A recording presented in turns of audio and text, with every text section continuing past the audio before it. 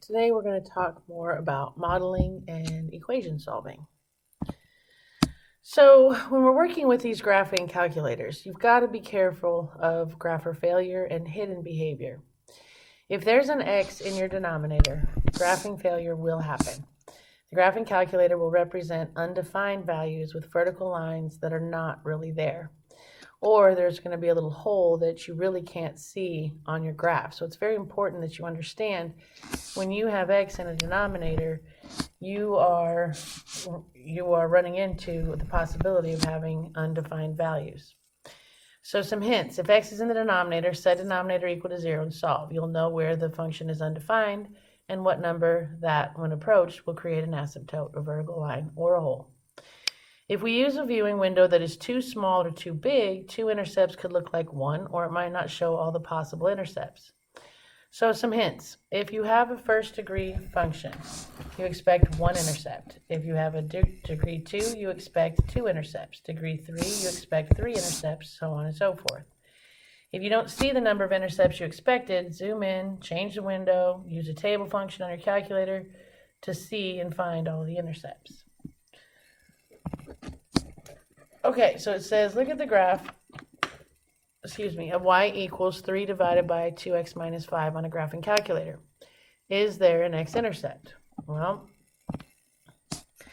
if you go to y equals, and the way you type this would be 3, then divided by, then parentheses, 2x minus 5. You got to make sure you put those parentheses on or you won't get the right picture.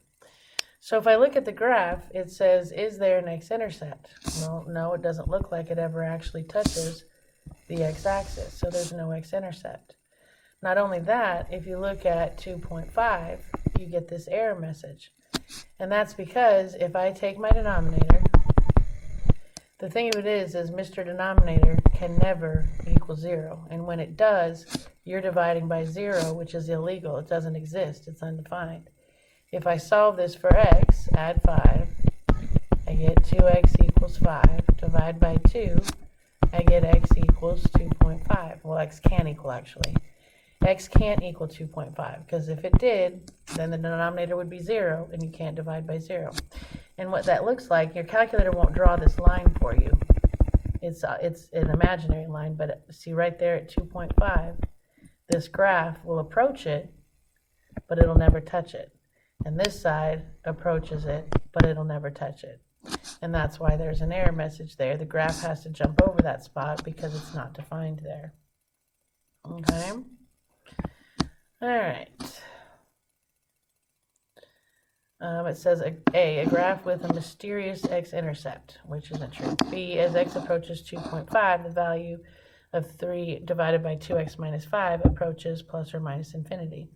And what that means is, as I follow the graph and I get closer and closer and closer to 2.5 right here, this graph is going to go down forever and ever and ever, which means it's going to negative infinity. And as it approaches 2.5 from this side, it's going up and up and up forever, which means it's approaching positive infinity. Okay? All right, so we're supposed to solve this graphically. So I go to y equals and I type it in, and this is what I see. Well, this is a third degree function, so I'm kind of expecting to see 3 x-intercepts. Well, I can see 1 there, and I can see 1 there, but I'm expecting 2, so I'm assuming that there's hidden behavior here. Because like I said, I'm expecting 3. Now, that doesn't mean that there is 3. There could be 3 or 1, actually, if it's a third degree. It's always that number of intercepts or less than that by 2. So there could be 3 or 1. Well, since I'm seeing 2, I know that's not possible, not for a third degree. So since there's more than 1, it's got to be 3. So what you do is you adjust your window. Okay, this window is going from negative 10 to 10 on the x and from negative 10 to 10 on the y. They changed it and they went from negative 10 to 10 on the x, and they went from negative 500 to 500 on the y. And it looks like they counted by hundreds. Excuse me. Well, now it still looks like I only have 2 intercepts. Again, I know that's not possible because on the third degree, there either has to be 3 or, take 2 away, 1. There has to be 3 or 1 intercepts, and so 2 isn't possible, which means there's still something hidden here. So I switch it again, and this time I zoomed in around here, because what I'm expecting is, I know that one crossed right through, so there's not a possibility of there being 2 there. But this, again, depending on my window, this could actually do this. And again, you're going, oh, how did you know that? Well, I'm old, and I've been doing this for years. And again, you will be the same way. You just know that if there's a third degree, there's either 3 or 1, and 2 doesn't make sense. So what they did is they changed the X window to go from 4.95 to 5.15. And you're not going, well, I never would have picked that. Neither would have I. I probably would have went from 4.5 to 5.5 on the X. And then the Y's, because again, I want to zoom in right here. So I want to stretch this out. So they only went from negative 0.1 to 0.1 on the Y. And you can see now that this zoomed in. It's almost like zooming in with a microscope. You can see that there are actually 2 intercepts there. Okay? So again, you got to use your knowledge of your degrees and what you are supposed to see, and then what you don't really see, you're going to have to go, zoom. Alright, and then you can figure out the zeros, which I'll show you how in a second. But this intercept would be at negative 9, and then this one, again, when he zoomed in, this one is at 5, and this one is at 5.1. So they're very, very close together, which is why it's hidden. You can hardly see it unless you zoom in close enough. Alright, so on this one, whoa, these were supposed to be factored in. Alright, so it says solve the equation graphically by finding x-intercepts. So I go to y equals, and I type in this function. Okay, right here. Pay no attention to that little A, that's just my screenshot. Alright, if I hit graph, I see this graph, which is what I expected. The third degree usually looks like an S. Okay, and again, in the third degree, I'm expecting there to be either 3 or 1 intercept, and it looks to me like there's only 1. I don't think there's any hidden behavior, because this thing is going to go forever up and forever down. The third degree will only change directions twice. Okay, it'll have 2 turning points. So there's no way this is touching anymore. So there's only 1. So how do I figure out what it is? Well, you go to second trace right here, this key right here, but you have to do second because we're calculating. And then you're going to pick 0 when you're solving. When you're finding x-intercepts, those are called zeros on the calculator. So you choose 0. Then it's going to be funny. It's going to ask you for this left bound and then right bound. What you want to do is, for your left bound, as you trace this, you want to get close to the 0 but not touching. Close to the x-intercept, and you're coming from the left. So you want to stop it about right there and hit enter. Then it's going to say, so it's at left bound, and I move my cursor to right there and I hit enter, and then it's going to ask me for the right bound. For the right bound, you want to get past the intercept. This would be on the right side, this would be on the left side. So I move my cursor until it's over here past the x-intercept. That would be my right bound. And then it's going to ask you to guess, which just hit enter, and it'll tell you your 0 is at 2.259921, which I rounded to 2.26, comma 0. And so the solution here is x equals 2.26. Okay? Alright.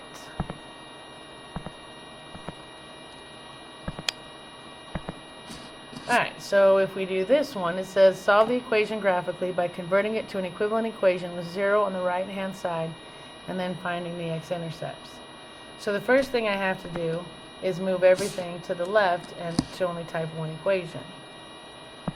So I move this to the other side. I literally just subtracted the absolute value of x plus 2, which obviously you can't do, so you just write it all. X squared minus 1 minus the absolute value of x plus 2 equals 0. So then you're going to type it in. Alright, and to get to type the absolute value, you're going to hit your math key, and then you're going to arrow over to num for number, and then you see ABS, that's your absolute value. So arrow down to that.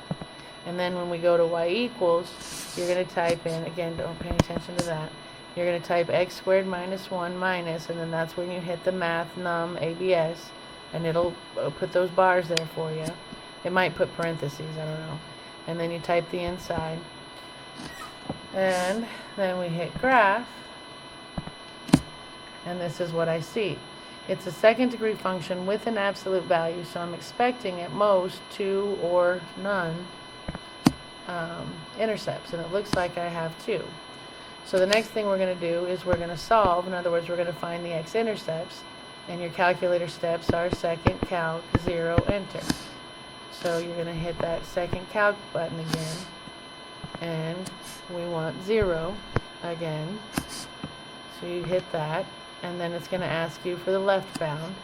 So as I'm traveling from the left, I want to get close to this x-intercept, but stop before I get there. There's my left bound. And then I want my right bound, so I go past it, and there's my right bound. And I don't want to guess, so I hit enter again, and I get my solution, which is at negative 1.302776, y equals 0. So there's 1. And then I got to get the other one, so you do it again. You do second trace again, and choose 0. Okay, then you're moving over here, but now this time when you're moving towards this x-intercept, your left bound is going to be below. So hit enter somewhere below. And then your right bound is going to be somewhere above, so I hit that on the right bound. No, we don't want to guess. So hit enter, and that solution is 2.30277756. So my two solutions are x equals negative 1.30 and x equals 2.30.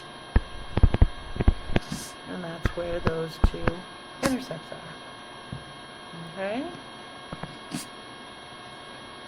Or you can write it in ordered pairs like that. Alright. So you do this one, hit pause, come back when you're ready. I showed you how to type that in up here in case you forgot.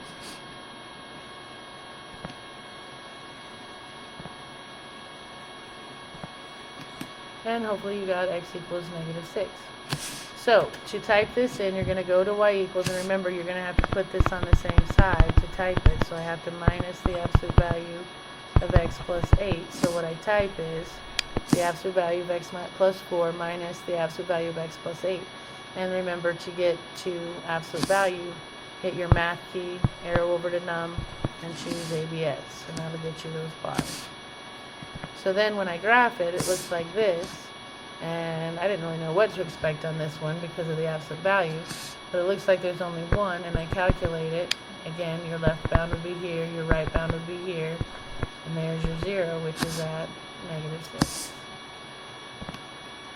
Alright, try this one, hit pause, come back when you're ready.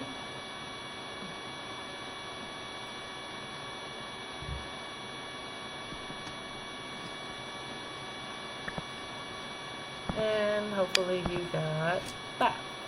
Alright, so I got 5x squared minus, because I had to move this to the other side, so I minus the absolute value of x.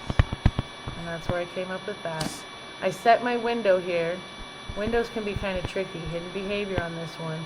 So I only went from negative 1 to 1 on the x-axis, and I counted by 0.5s. And I went from negative 0.5 to 0.5, and I counted by 0.1s. And you'll get used to this as you experiment with these more on what windows give you a good picture. You just have to play for a while. So I got that, and then I had 3 zeros. Okay, it makes this kind of W thing, which again, when I first drew it, it just looked like this when I graphed it in a standard window. Well, I couldn't see it very well, so I knew that there was going to be probably more than one intercept because of that 2 right there. So that's what kind of told me to switch my window to go really, really small and zoom in right around the origin. So what I did then is I calculate this 0, left bound, right bound, guess, and I get negative 0.2. Well, as a fraction, that'd be negative 1/5. And then I calculated this one over here. Left bound would be below, right bound would be above, and I got positive 0.2, which is positive 1/5. And then right there in the center, if you try and calculate the 0 here, when it's right at the origin, you're not going to get a sign change. So when you try and do left bound, right bound, you might get error messages. It might go ahead and show you 0, 0, but you might get error messages saying no sign change. And that's just, so I just used my trace function right there. I figured it was at 0, 0, but I wanted to make sure, and my trace function hit that point. So 0, 0 is also a 0. So those are my 3 zeros. Alright, so how to use numerical, algebraic, graphical? Well, we did graphing today, and so to solve problems you look for X intercepts. Alright, so now let's see, we have, it says exercises 11 to 18 refer to the data in table 1.6 below, showing the percentage of female and male populations in the United States employed in the civilian workforce in selected years from 1954 to 2004. It's for 11A, it says, according to the numerical model, what has been the trend in females joining the workforce since 1954? Well, obviously they are getting bigger and bigger and bigger. So the trend is it's increasing. And you should put that in a complete sentence. The number of females joining the workforce since 1954 is increasing. B says, in what 5-year interval did the percentage of women who were employed change the most? These are going by 5-year intervals. So they're saying, in which one did it change the most? Well, to figure that out, you would find the difference, find the difference, find the difference, find the difference, find the difference. You can kind of eyeball it, I would think. That's going up by close to 2. 35 to 36 is 1 and a little bit. 36. That's going up by 5 a little bit. That's 1. That's about by 5. That's only about 3. That's only about 4. That's only about 2. 2. And then this one actually went down. Okay, so it's looking like you do figure out the difference here and here to figure out which one is the most. And then 12A and B are doing the same, but just for the males. Okay? And I'll let you figure those out. Alright, so then on 13, they want us to model the data graphically with 2 scatter plots on the same graph. One showing the percentage of women employed as a function of time, and the other showing the same for men. Measure time in years since 1954. So what you want to do, this one's kind of tricky. You go to Stat and Edit. Alright, and it says you want to measure time in years since 1954. Well, if it's 1954, that's 0 years since 1954. 1959 is 5 years later. 64 is 10 years later. 69 is 15 years later. 74 is 20 years later, and so on and so forth. You don't ever, when you do scatter plots, very rarely, I don't remember ever doing it, but very rarely do you want to use the actual 4-digit year for your X value, because that looks like 1,954 years past something. Do you see what I'm saying? If this data is starting at 1954, so that's the starting point, that's your 0. Does that make sense? Okay, so for my L1s, I type in 0 to 50, counting by 5s. And then for my L2s, I put my female data in. And for L3, I put my male data in. Okay? Now, to get the calculator to do that, alright, we're going to have to set our window. Oh, sorry. First of all, you're going to have to tell it what to plot. Okay? So for plot 1, which we're going to have to actually do 2 plots on the same graph. So for plot 1, what you do is you just arrow up to plot 1. You go to y equals and arrow up to plot 1.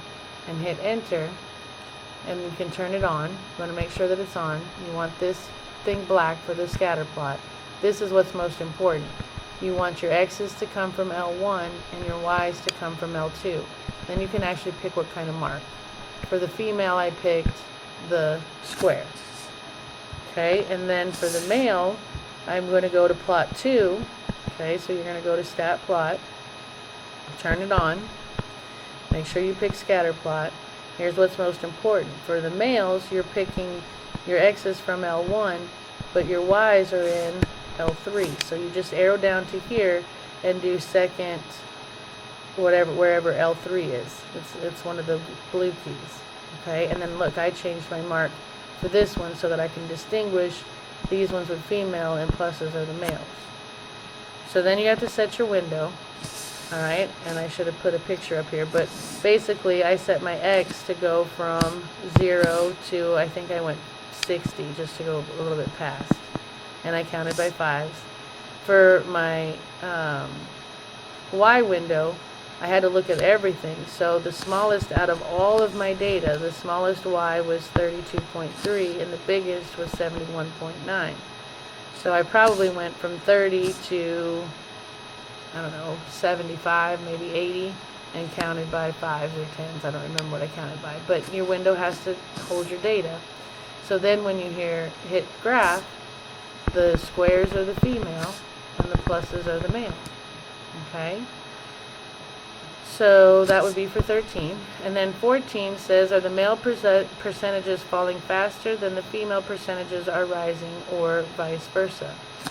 Well, to me, it looks like they're rising faster than they're falling. Okay, this isn't a very steep drop. It's going from here to here, whereas females went from here to here. So obviously they had a bigger change than the males did. Okay. All right. Same data, but 15 says, model the data algebraically with linear equations of the form y equals mx plus b. Write one equation for the women's data and another equation for the men's data. Use the 1954 and 1999 ordered pairs to compute the slopes. They're trying to get you to do this by hand, but we're going to do it with the calculator. So for the first one, you're going to go to calc, or stat, calc, and you're going to pick linear regression. But this again is what's important. You want your x to come from L1 and your y to come from L2. Okay, and so then when I hit enter, I get this linear regression, which means for women, for these guys, the equation is y equals 0.57x plus 32.5. And for male, I do the same thing, but notice when I do stat, calc, and I pick linear regression, this time I tell it to take my x's from L1 and my y's from L3, and I hit enter. And for my males, I get y equals negative 0.24x plus 83.2. Okay, so there's our linear regressions, or our algebraic models for our data. 16 says, if the percentages continue to follow the linear models you found in exercise 15, what will the employment percentages for women and men be in the year 2009? Again, you could actually do this algebraically. You could say, well, for the women, it would be 0.57 times 55 plus 32.5. Because you're taking the year 2009 is 55 years. Remember, this was up to 50, so this would be 55 years after. So you change x to 55 and you do the math. And to figure out for men, you would do y equals negative 0.24 times 55 plus 83.2. What I did instead is I just went to table and I looked up 55 years, and the women's is going to be approximately 63.65. and the men is going to be approximately 69.82. Okay. Alright, now 17 says, if the percentages continue to follow the linear models you found in exercise 15, when will the percentages of women and men in the civilian workforce be the same? That's a system of equations. They're asking you to solve this system. Well, again, algebraically, we could do it. Alright?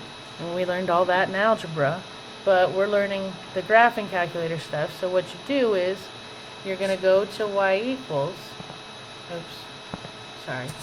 when you go to y equals, you're going to keep your plots on. Keep plot 1 on, keep plot 2 on, so you have your dots. But now for y1, you're going to type in the female equation. So you're going to type in 0.57x plus 32.5.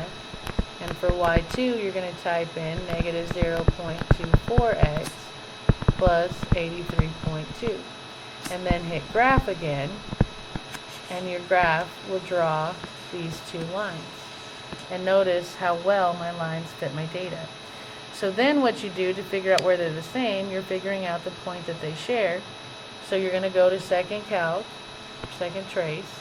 But this time I'm not calculating a 0. I want to know where those two lines that I typed in intersect. So now I'm calculating an intersection point. And when you do this, you're going to hit intersect, and then it's going to say first curve, and your cursor will be somewhere on one of these graphs. It doesn't matter. Just hit, it's going to say first curve, hit enter. Then it's going to say second curve, hit enter.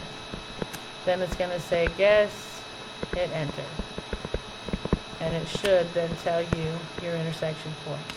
So what this means is approximately 63 years later, the employment of women and men in the civilian workforce will be the same. So what year would that be? Well, we're started at 1954 plus 63 years later. That's 7, that's 11, it's 2017, this year. All right? It'd be interesting to look up and see if that's true. All right. Same questions. I don't know why I kept remembering that. All right, so we are at homework, which means we are done. So happy homeworking, and I will see you next time.